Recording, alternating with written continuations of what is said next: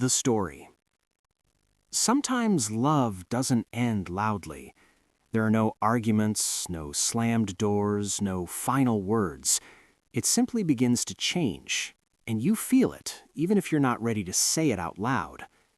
Anna always believed that the most important thing in a relationship was stability, not passion, not grand promises or dramatic gestures, but the feeling that the person next to you isn't going anywhere. When she met Michael, she was 48, an age when you no longer believe in forever, but you still hope for something real. Michael was calm, quiet. He knew how to listen without interrupting, correcting, or arguing. After her divorce, Anna had lived alone for a long time and grown used to silence. Michael didn't disturb that silence. He simply shared it with her. That's how love began. They didn't talk about the future in big words. It seemed to form on its own. Shared evenings, weekend plans, the habit of calling each other for no reason at all. Anna noticed she was trusting again, not checking his phone, not searching for hidden meanings, not being afraid of pauses. She thought, this must be what mature love looks like. The first changes were almost invisible. Michael began to look at her less when she spoke. Sometimes he answered a moment too late, as if his thoughts were somewhere else.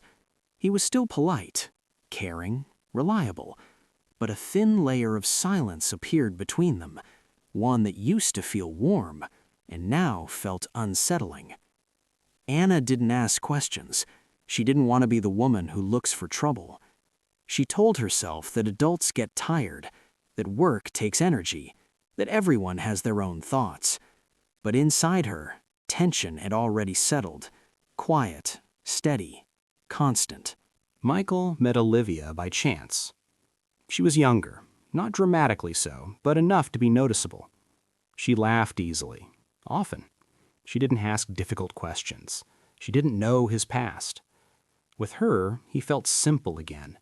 Not like a man with mistakes behind him, a divorce, guilt, and the fear of not living up to expectations. He didn't plan to cheat. He didn't even call it cheating. In his mind, it was a break, a pause, a harmless mistake that wouldn't change anything. He told himself Anna was strong, that she would always be there, that what they had was deeper than one fleeting feeling. But every time he came home, he felt the gap inside him growing, between who he was with Anna and who he became somewhere else. Anna sensed it before she knew it. She began waking up at night with an unexplained anxiety. Sometimes she caught herself listening closely to his voice. Had it changed? She couldn't shake the feeling that something extra had appeared between Michael's words, or worse, that something essential had disappeared. One evening she asked him quietly, without accusation, "Are you happy?"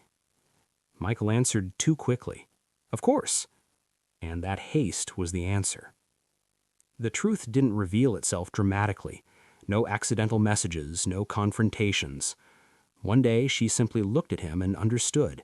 He was living in two worlds, and fully present in neither. "Is there someone else?" she asked. There was no anger in her voice, no hysteria, only exhaustion. Michael stayed silent for a long time. Then he nodded. In that moment, Anna didn't feel pain. She felt emptiness, as if the lights had gone out inside her. The affair wasn't the worst part. The worst part was realizing that all along she had felt the truth and still hoped she was wrong. Michael talked. He explained. He apologized. He said it was weakness, that he was confused, that he never wanted to lose her. She listened and understood one thing. Words don't restore a sense of safety. Forgiveness didn't come quickly. Anna didn't throw him out. She didn't leave. She gave herself time, because love doesn't turn off like a switch. But from that day on, their relationship was different.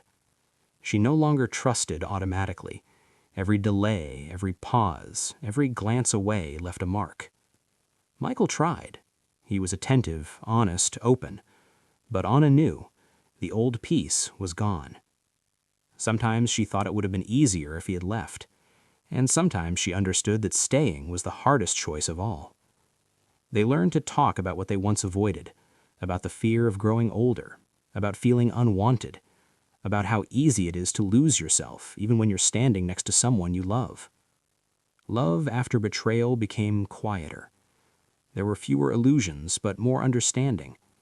They no longer promised each other forever. They simply chose, day after day, to be honest.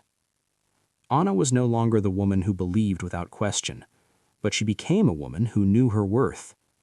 Michael was no longer a man seeking validation elsewhere, but he became a man who understood that every choice has a price. Sometimes love doesn't protect us from mistakes, but sometimes it gives us the chance to look at ourselves without excuses. And if the story teaches anything, it may be just this: love is not the absence of betrayal, it is what remains after it.